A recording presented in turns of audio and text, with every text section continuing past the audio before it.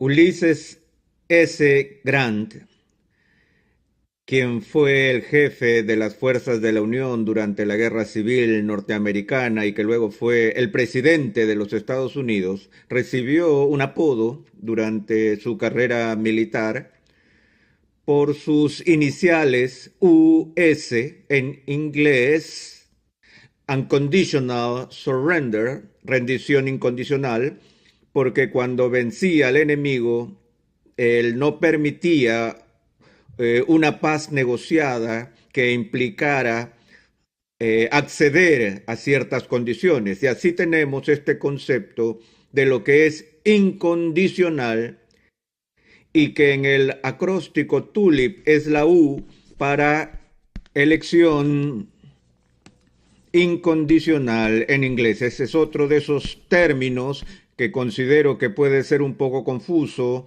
y prefiero simplemente usar el término elección soberana. Pero esto desbarataría las siglas TULIP en inglés y no solo sería RULIP, sino que ahora sería RULSUP, y eso no rima en inglés. ¿De qué estamos hablando cuando utilizamos el término elección incondicional? Esto no quiere decir que Dios va a salvar a la gente sin importar que vengan o no vengan a la fe. Hay condiciones que Dios decreta para la salvación, siendo una de ellas poner nuestra confianza personal en Cristo.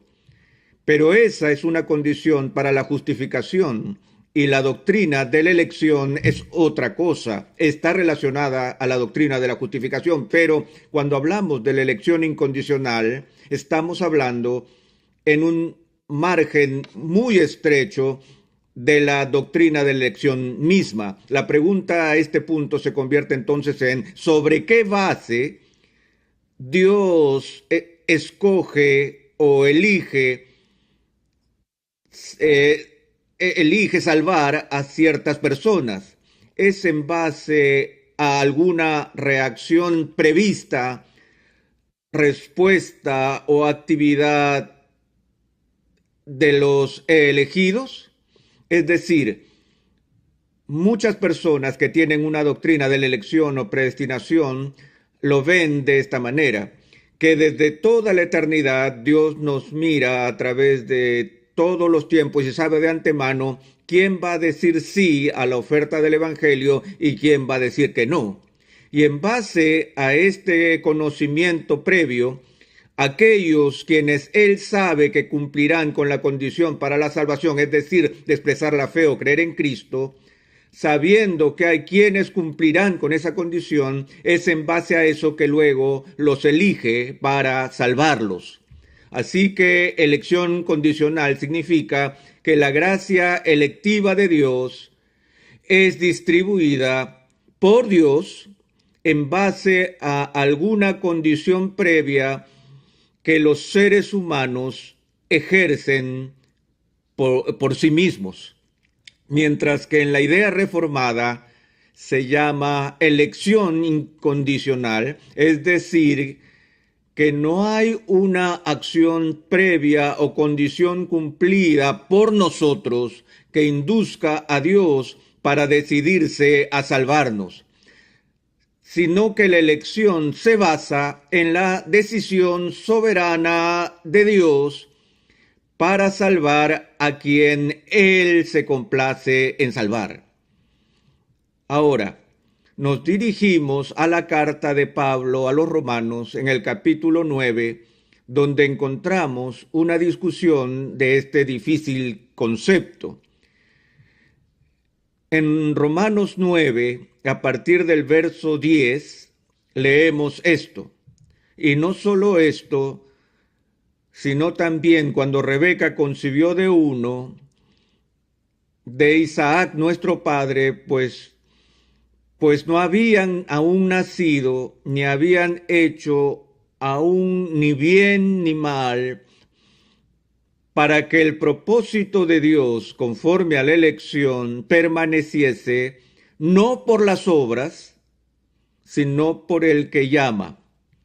Se le dijo, el mayor servirá al menor, como está escrito, a Jacob amé, mas a Esaú aborrecí. Aquí, en el capítulo 9, el apóstol Pablo está dando su exposición sobre la doctrina de la elección. Él había tratado esto extensamente en el capítulo 8 y ahora está ilustrando su enseñanza acerca de la doctrina de la elección, regresando al pasado del pueblo judío y mirando en las circunstancias que rodearon el nacimiento de los gemelos, Jacob y Esaú. En el mundo antiguo era costumbre que el hijo que nace primero recibiría la herencia o la bendición patriarcal. Pero en el caso de estos gemelos, Dios invierte el proceso y da la bendición no al mayor, sino al menor. Y el punto que el apóstol explica aquí es que esta decisión no es en base a algo que hubieran hecho o de algo que ellos harían. El punto es que la decisión no solo se hace antes de su nacimiento, lo que es evidentemente obvio, sino que lo que Pablo detalla aquí no es en base a lo que hagan bien o mal, sino que Pablo usa esta ilustración para mostrar que los propósitos de Dios prevalecen. De modo que esto no depende de nosotros, sino que solo se basa en la decisión soberana de la gracia de Dios. Ahora, en el versículo 14, leemos estas palabras. ¿Qué pues diremos? ¿Que hay injusticia en Dios? En ninguna manera. Y otras traducciones dicen, Dios no lo quiera. Y otras, por supuesto que no. Ahora, me parece fascinante que Pablo plantea esta pregunta retórica inmediatamente después de exponer su metáfora del nacimiento de Jacob y Esaú y la preferencia de Dios por uno antes que el otro sin considerar sus obras. Recuerdo que cuando estudiaba en el seminario que luchaba profundamente con la doctrina de la elección, como la mayoría de los estudiantes lo hacen. Simplemente había algo que no me encajaba del todo. No sonaba bien pensar que Dios dispensa su gracia salvífica a unos y que a otros no, y que la razón para otorgar salvación a unos y no a otros no depende de nosotros, sino solo en la determinante gracia de Dios. Eso me molestaba, porque mi respuesta inicial era que eso no me parecía justo. Pensé, ¿cómo puede ser justo que Dios escoja salvar unos y no a otros? Luego entendí que nadie merecía la salvación en primer lugar. Y sé que si Dios dejase que todo el género humano pereciera, Él sería perfectamente justo al hacerlo. También comprendí entonces que la única forma en que alguna vez podía ser salvo era de alguna manera por la gracia de Dios. Pero ciertamente no creía que esto descansara en gran medida en la gracia de Dios. Y pensé, ¿por qué Dios daría su gracia a algunas personas en una medida mayor a la que la daría a otras? Simplemente a mí no me parecía justo. Y mientras luchaba con esto y leía a Edwards y a otros teólogos de la Reforma, todavía no estaba muy convencido y vi una pequeña tarjeta que tenía en mi escritorio del seminario que decía, tú estás obligado a creer y predicar lo que la Biblia dice que es verdad, no lo que tú quieres que ella diga que es verdad. Y eso puso algunas reservas en mí porque había leído este pasaje de mil maneras y sabía que había gente que decía, Pablo no está hablando realmente de la elección de individuos aquí, él está hablando de los beneficios de la salvación que eran dados a los judíos en vez de a los árabes y se refiere a naciones que son elegidas, no individuos. Eso no me convenció ni por 5 minutos porque incluso si estuviera hablando de naciones, él lo ilustra con los individuos. que están a la cabeza de esa nación. Así que no importa cómo lo mires, todavía estás aquí luchando con el hecho de que una persona recibe bendición de Dios y otra persona no. Y eso está basado en última instancia en la voluntad de Dios mismo, y aún así no parece correcto. Ahora bien, he escrito muchos libros y he enseñado varias clases, y sé que cuando establezco un enunciado, que lo he usado con bastante frecuencia, suficiente como para tener la práctica necesaria para casi anticipar, quizá no casi, sino que anticipar por completo a las objeciones o las preguntas que la gente inmediatamente va a hacer a un determinado enunciado.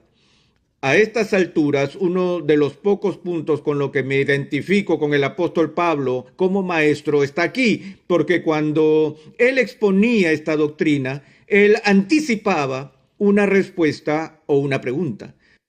Tan pronto él habla de la gracia soberana que fue dada a Jacob por encima de Esaú, él se detiene y dice, ¿qué diremos? ¿Hay injusticia en Dios?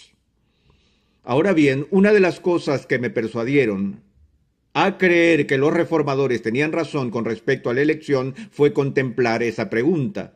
Porque yo pensaba así, pensé que si Pablo trataba de enseñar un punto de vista semipelagiano o arminiano de la elección, por el cual, a fin de cuentas, la elección de una persona se basaba en que esa persona cumpla algún tipo de condición, para que a las finales dependa de uno y de lo que uno haya hecho, y esta persona no lo haya hecho, ¿quién formularía objeción alguna acerca de lo que es ser injusto?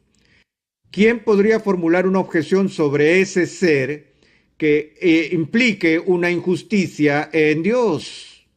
Eso pareciera ser claramente justo. Y estoy seguro que las personas que enseñan arminianismo o semipelagianismo y formulan sus puntos de vista en este tema, tienen algunas preguntas que surgen cada vez que ellos tienen que responder y tienen que contestar tal como todos los demás.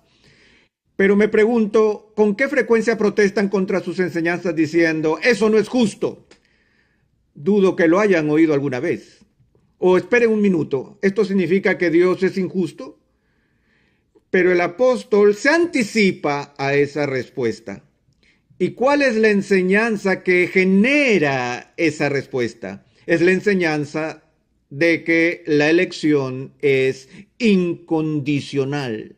Es cuando enseñas que la elección recae en última instancia solo en la voluntad soberana de Dios y no en los hechos o acciones de los seres humanos en quienes surge la protesta.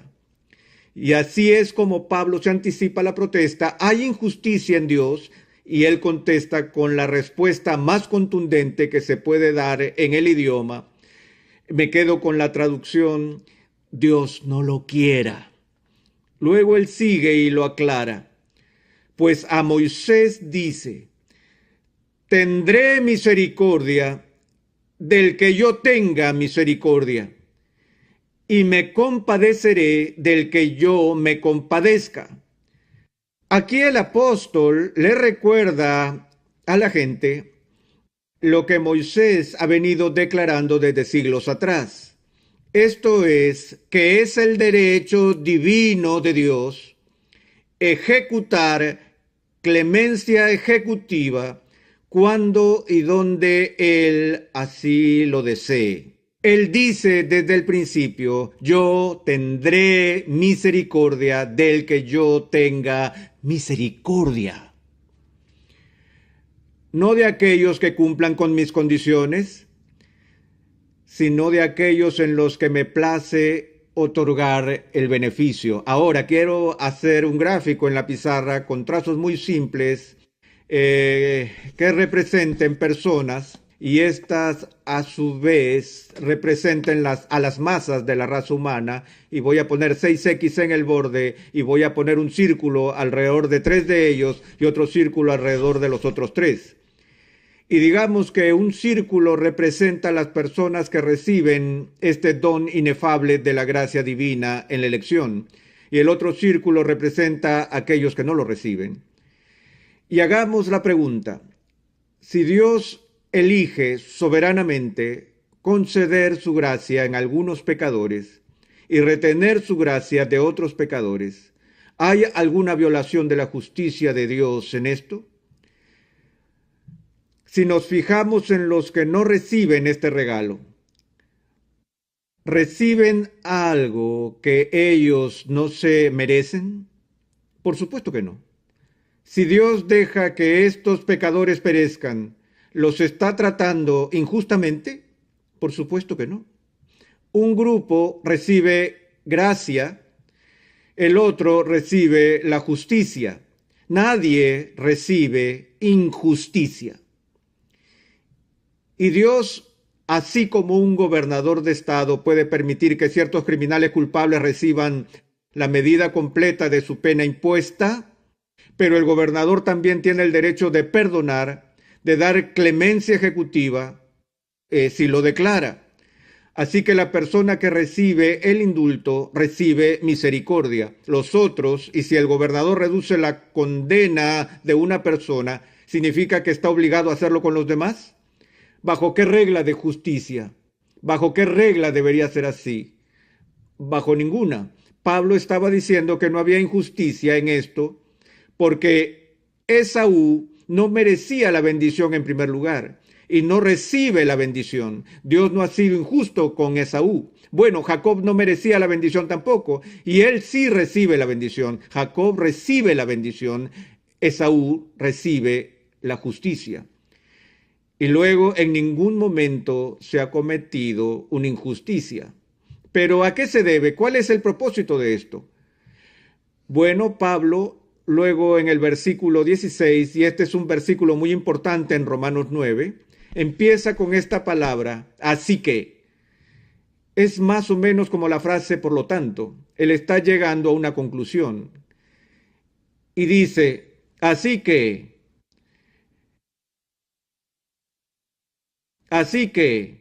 no depende del que quiere, ni del que corre, sino de Dios que tiene misericordia. Porque la Escritura dice a Faraón, para esto mismo te he levantado, para mostrar en ti mi poder y para que mi nombre sea anunciado en toda la tierra, de manera que de quien quiere tiene misericordia y al que quiere endurecer, endurece. Ahora usted podría pensar que cuando Pablo habla tan enfática y claramente como lo hace aquí, cuando declara que no depende de quien quiere, ni del que corre,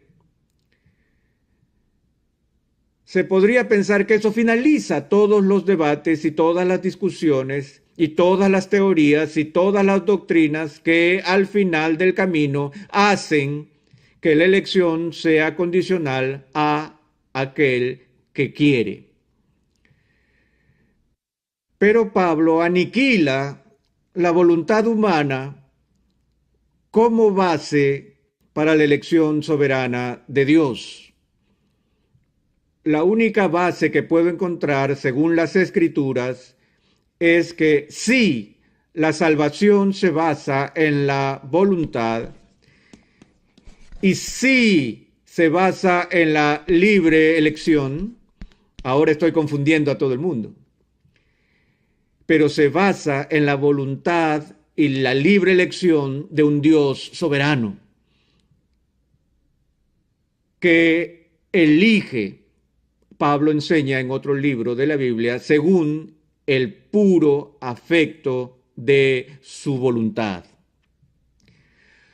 Ahora, si usted me pregunta por qué estoy en la fe y soy parte del reino de Dios y mis amigos no, solo puedo decirles que no lo sé. Pero lo que sí sé es que no se trata de algo que hice para merecerlo. No es una condición que logré en mi carne. La única respuesta que puedo dar es que fue por la gracia de Dios. Y me pueden preguntar por qué me da esa gracia a mí y no a otra persona. Y si empiezo a dar una respuesta que sugiera que fue porque Dios percibió algo bueno en mí, entonces ya no estaría hablando de gracia. Estaría hablando de alguna cosa buena que hice y que fue la base para que Dios me eligiera. Pero yo no tengo nada como eso para ofrecer. Si hay algo que la Biblia enseña una y otra vez, es que la salvación es del Señor. Y esto sí está en el corazón de la teología reformada. No porque estemos interesados en asuntos abstractos de la predestinación soberana y que solo disfrutamos del placer intelectual que la especulación sobre esta doctrina produce, sino más bien el punto central en esta teología, como lo fue en la T de la depravación total, volviendo a Agustín, es en la gracia, la que afirma que se quite todo mérito de mí, toda dependencia de mi justicia para mi salvación, y pone el foco en donde pertenece, en la misericordia inefable y la gracia de Dios, quien tiene el derecho eterno y soberano a tener misericordia de quien tenga misericordia. Por lo que no es del que quiere, sino de la voluntad divina, no del que corre, sino de Dios. Allí es donde se encuentra el peso en la doctrina reformada de la elección.